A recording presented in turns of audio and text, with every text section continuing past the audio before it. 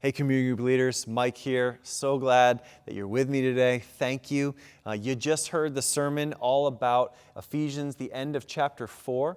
Last couple of weeks, we've been going through this Build This House series. And so week 1 talked about the Trinity, how God is in community with himself and then invites us into that community. Last week, Justin talked about how God is creating a sacred community among his followers, the church, his body. And then this week, what we talked about was how those relationships are meant to look different than relationships outside the family of God. And so we looked at the end of Ephesians chapter 4. Justin preached out of the beginning pages of Ephesians 4 last week, where he talked about how God calls us into community. And this week, we looked at the end of 4. We did verse 32 through 5:2. So let me just read those for you. He writes, "Be kind to one another, tender-hearted, forgiving one another, as God in Christ forgave you. Therefore, be imitators of God as beloved children, and walk in love as Christ loved us and gave himself up for us, a fragrant offering and sacrifice to God." You know, it won't take much reminding for those in your groups that relationships are hard. We learn it from an early age. Every single person in your group is going to have their own story. And so how we begin to look at relationships and how they're different is first in verse 32. As Paul tells us, hey, listen, be kind, tenderhearted, forgiving one another. We talked about how, in general, society is transactional, where I do for you and you do for me, and the moment that it doesn't work anymore, the moment you're not meeting my needs anymore, I break off the relationship. But in the family of God, the glue that holds us together is not transaction, but as Paul tells us, rather, is transformation. Because what he said was, be kind, tenderhearted, forgiven, even as Christ did so for you. And so we learned the very first thing is how they're meant to be transformational, that thriving relationships are built on transformed hearts.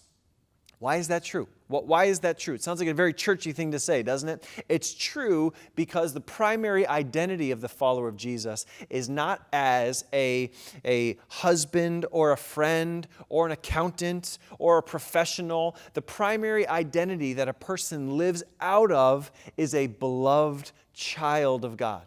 And that if you do not receive that identity, the identity of who am I and what do I live for, what's my purpose, what am I made for, if you don't receive that from your position as a child of God, you're going to look for other places because the human soul just needs to have that answer.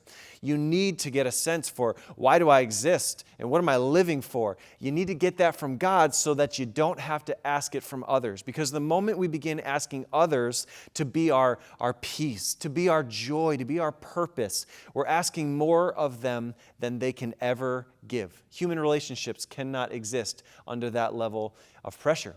And so we end up killing the very things that God meant to be gifts to us. And then lastly, so if that's true, if they start with transformation, and then what are they marked by? Well, they start by foundation of identity. Okay, then what do they actually look like in day-to-day life? Well, sacrificial love, agape love, the kind of love that Jesus pours out on the cross. And that kind of love cannot be manufactured in the human heart. It can only be received from God and then given to others.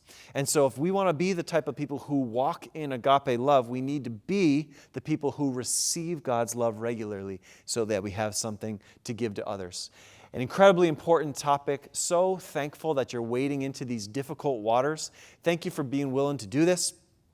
You're going to find people hopefully opening up, being honest about some of their difficulties and their past. And so really excited, really prayerful, believe that God is going to unlock something in you and in your group this week. So go in peace. We love you. Thank you for leading in this way. Have a great group.